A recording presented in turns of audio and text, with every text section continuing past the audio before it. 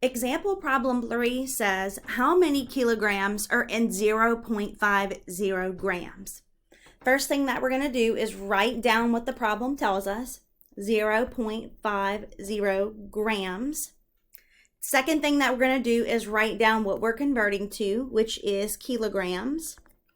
We now have to decide whether it's a single step or a multi-step problem.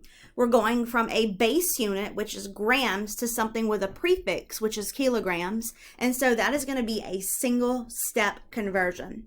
So we'll draw our multiplication symbol, draw our division bar, and bring grams to the denominator so that it can cancel. We're converting to kilograms.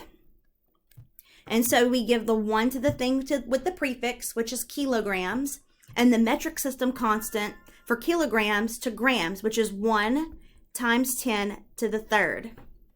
In your calculators, you'll type 0.5 divided by 1 times 10 to the third. And so in my calculator, it looks like this.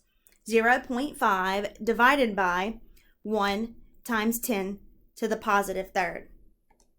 That is going to equal 5.0 times 10 to the minus 4 kilograms.